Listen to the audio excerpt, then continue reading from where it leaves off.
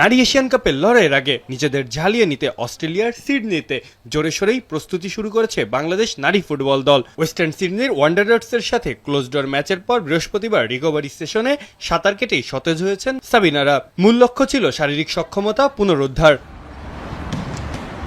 শুক্রবার সিডনিতে পঞ্চম অনুশীলন শেষে প্রথমবারের মতো তারা পা রাখেন এএফসি নির্ধারিত জুবলি স্টেডিয়ামে। স্থানীয় সময় সকাল 9টায় শুরু হয় তাদের মূল অনুশীলন, যেখানে দলের সবাই বেশ মনোযোগী ছিলেন। মেডিকেল টিমের মতে স্কোয়াডে কোনো চোট নেই।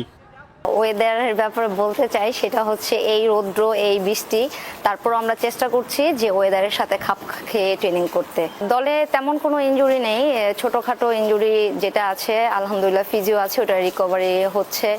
সিডনি শীতল আবহাওয়া ও বৃষ্টি উপেক্ষা করে 1.5 ঘন্টা সেশনে ছিল সর্বোচ্চ তীব্রতা। টেকনিক্যাল ড্রিল ও নিজেদের মধ্যে 20 মিনিটের ম্যাচ খেলে ঘাম ঝরিয়েছেন মেয়েরা, যা তাদের দক্ষতা ও সমন্বয়কে শানিত করেছে। অনুশীলনের মাঠ নিয়েও বেশ খুশি বাংলাদেশের মেয়েরা। সহকারী কোচ মাহমুদা আক্তার অনন্যা জানান, আরও বেশি অনুশীলনের ইচ্ছাও ছিল দলের। এত সুন্দর মাঠ, এত সবকিছু অর্গানাইজ, মানে আসলে মাঠ দেখেও আমাদের না প্লেয়ারদেরও ভালো লেগেছে। তারা মানে চাচ্ছে যে প্রতি মুহূর্ত যদি ট্রেনিং এর টাইমটা আরো বেশি থাকতো তাহলে করার জন্য, যেহেতু আজকে আমরা 2 ঘন্টার জন্য ফিল পেয়েছি। সবকিছু ওভারঅল ওকে।